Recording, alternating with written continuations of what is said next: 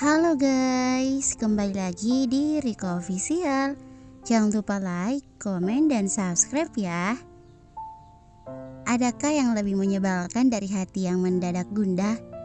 Meninggalkan Arta di rooftop sebenarnya terasa begitu berat bagi Anya. Kakinya mungkin melangkah turun, namun hatinya seolah masih tertinggal di sana. Sesudahnya Anya hanya bisa menatap kosong angka demi angka lantai gedung yang ia lalui di dalam lift. Sosok Arta yang dibalut senja, senyuman getirnya, kata-kata terakhirnya hingga sentuhan tangannya makin membuat Anya tak mengerti. Mengapa sosok itu kini makin membuatnya gelisah?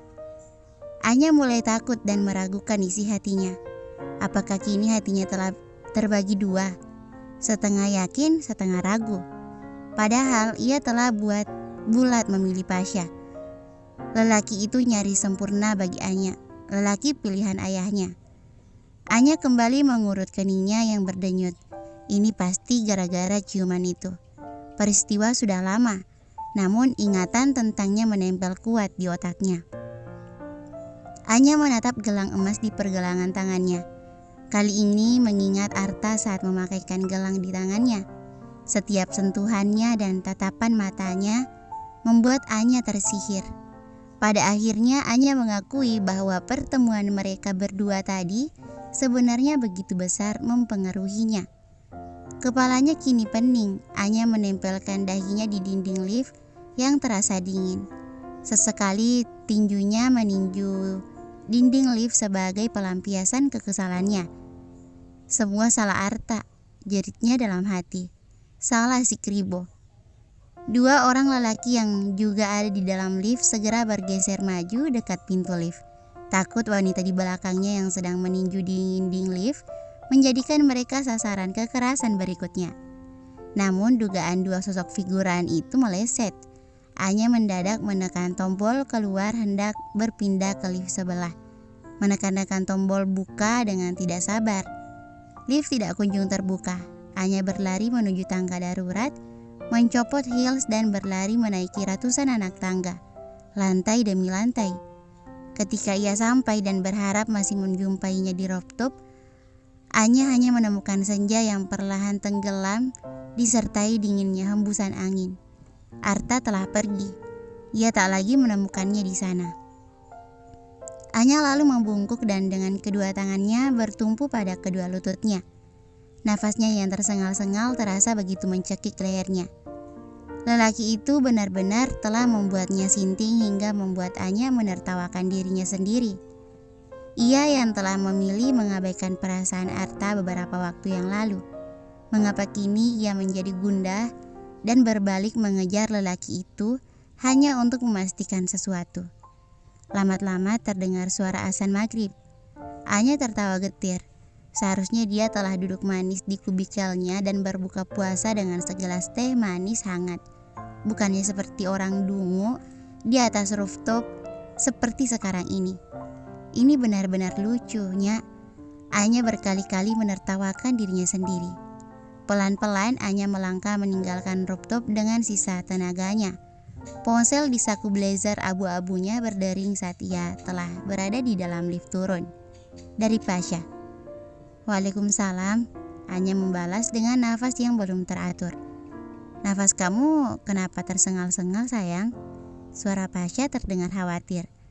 Oh, aku abis naik turun tangga. Anya membuat alasan. Loh, kenapa dengan liftnya macet? Enggak kok, cuma pengen olahraga doang. Anya berkilah. Kamu sudah buka puasa? Belum. Terdengar suara Pasha tertawa. Hebat ya kamu, belum buka puasa kamu masih semangat olahraga. Anya mencoba menghela nafas dalam-dalam. Andai saja Pasha tahu tentang kegilaannya tadi, lelaki itu pasti akan kecewa. Sayang, ya, aku minta maaf. Untuk apa minta maaf? Hari ini aku gak bisa temani kamu buka puasa. Pekerjaanku banyak dan belum kelar juga. Kamu gak apa-apa kan kalau berbuka puasa sendiri? Oke, sahut Anya masih dengan nafas yang belum teratur benar. Kamu marah? Enggak kok, aku ngerti. Anya memejamkan kedua matanya. Entah mengapa ia tidak peduli dengan Pasha yang tiba-tiba membatalkan janji mereka berbuka puasa bersama. "Makasih sayang, jangan pulang terlalu malam ya." Pasha menutup teleponnya dan Anya keluar dari lift dengan gontai menuju ruangannya. Sudah tidak ada seorang pun di sana. Anya menuju kubikelnya, duduk sambil menenggak setengah botol air mineral di mejanya, bersamaan dengan datangnya chat dari Amor. "Lo ada nggak? Ada acara nggak?" Anya membaca pesan Amor yang baru saja masuk ke dalam ponselnya. Anya membalasnya dengan cepat. "Nggak ada." "Baguslah, lo udah buka puasa?" "Belum, gue baru pulang dari kantor." "Ya udah, lo ke rumah gue ya sekarang, kita buka puasa bareng." "Si Komoceng lo undang juga nggak?" "Iya, tapi dia bilang nggak bisa datang, sibuk katanya." "Oke, gue datang sekarang." Setelah melaksanakan sholat maghrib di musola kantor, Anya bergegas meluncur dengan mobilnya menuju rumah Amor, memutuskan menerima undangan sahabatnya yang bisa dibilang cukup mendadak. Amor membuka pintu rumahnya dan menatap sahabatnya dengan tatapan menyelidik. "Lo baik-baik aja kan?" Anya mengangguk lemah, mengiyakan sembari mengikuti Amor masuk langsung menuju ruang makan. "Tapi kenapa muka lo kelihatan suram gitu?" Anya tertawa getir. Amor tidak boleh sampai tahu kebodohan apa yang telah ia lakukan sebelum datang kemari. "Gue lemes kali, belum makan apa-apa." Anya berkilas sambil menyalami Jovan dan ibu mertua Amor yang telah menunggunya di meja makan. "Kirain lo lagi galau," tukas Amor. Kata-katanya bagai anak panah yang menembus tepat ke jantung Anya. "Ngomong-ngomong, masak apaan nih? Aromanya enak." Anya sengaja mengalihkan pembicaraan. "Gue masak banyak, ada pepes ikan mas, nasi liwet, sambal petai, dan masih banyak lagi." Amor menarik kursi untuk Anya duduk. "Sebenarnya sih gue undang Arta juga, tapi dia nggak bisa datang," ujar Amor sambil duduk di samping suaminya. Diam-diam Anya merasa lega dengan tidak adanya Arta di tengah-tengah mereka. "Ayo kita mulai makan," ujar Jovan mengawalinya dengan mengulurkan piring kosongnya pada Amor. Dengan cekatan Amor melayani suaminya, mengambilkan nasi dan lauk pauk, sementara Anya hanya menatap semua lauk pauk dengan tatapan sedih. Kini selera makannya pun ikut lenyap. "Nyak, kok ngelamun? Ayo dimakan." Suara Amor membuat Anya mengangkat wajahnya dan memaksakan untuk tersenyum. "Oke." Tangan Anya mulai bergerak mengambil nasi dan lauk pauknya. Meski tidak ada selera makan, Anya harus tetap makan. Bukan karena agar Amor tidak curiga padanya, tapi karena Anya tidak ingin mati kelaparan gara-gara memikirkan perasaan anehnya pada Arta. Setelah berbuka puasa bersama Amor dan Jovan sekeluarga, Anya tidak langsung pulang karena kelucuan si kembar menahannya. Sambil duduk santai, Amor dan Anya bercengkrama bersama si kembar di ruang keluarga. Sementara Jovan pergi ke masjid untuk sholat tarawih. Amor yang sedari tadi curiga dengan wajah Anya yang murung namun pura-pura bahagia itu kembali bertanya, "Lo baik-baik aja kan?" Anya tertawa sambil mencubiti pipi Momo dalam pangkuannya. "Gue baik-baik aja, Moy." "Lo gak pernah bisa menyimpan rahasia dari gue, Nya." Amor menatap Anya lekat-lekat, menunggu Anya akan menjawab tebakannya dengan jujur. Anya menghela nafas panjang sambil berpikir belakangan ini ia benar-benar boros oksigen. Sebentar-sebentar tarik nafas panjang, sebentar-sebentar hembus nafas panjang. "Mungkin karena gue ngerasa lagi stres aja, Moy." Anya menatap Amor dengan tatapan murung. "Tuh kan bener tebakan gue." Anya kembali tertawa getir sambil menepuk-nepuk punggung Momo yang kini minta digendong olehnya.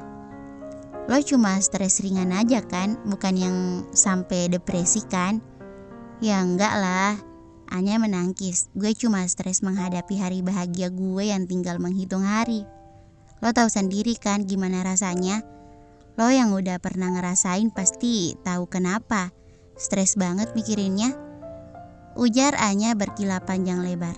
Amor menatap Anya lekat-lekat, masih merasa Anya tidak sepenuhnya jujur padanya. Tangannya lalu naik untuk membelai rambut Anya sambil berkata, "Iya, gue tahu rasanya." Tak lama kemudian, terdengar suara berisik yang sangat Anya kenal dari ruang depan. Suara yang lantas membuat jantung Anya mendadak bergeser turun ke perutnya. Suara Arta. "Sepada, pada kemana sih orang-orang?" Amor menoleh ke asal suara dengan cepat, sementara Anya masih menunduk sambil mendekap Momo yang masih aktif berusaha memanjat bahunya. "Ngapain lo kemari, Tak? Udah habis makanannya?" seru Amor pada Arta yang sosoknya kembali muncul dan berjalan ke arahnya bersama Gita di sampingnya. "Tenang, gue cuma mampir doang, gue udah makan barusan sama..." Suara Arta berhenti setelah menyadari keberadaan Anya. "Gue udah makan bareng Gita," lanjutnya tepat saat Anya mengangkat wajahnya dan menatap persis ke arahnya yang sedang digamit oleh Gita yang tampak malu-malu. "Ayo Kit, kita pulang aja sekarang," ujar Arta tiba-tiba. "Kenapa, A? Kita kan baru sampai," jawab Gita polos. A mendadak ingat jemuran belum diangkat, takut hujan, ujar Arta beralasan sambil menarik Gita secepatnya pergi dari ruangan itu. Membuat Amor terperangah kaget dengan tingkah Arta yang aneh. Sementara Anya memilih diam, menahan sesuatu yang sedang berkecamuk di dalam dirinya. Bersambung, thank you for watching.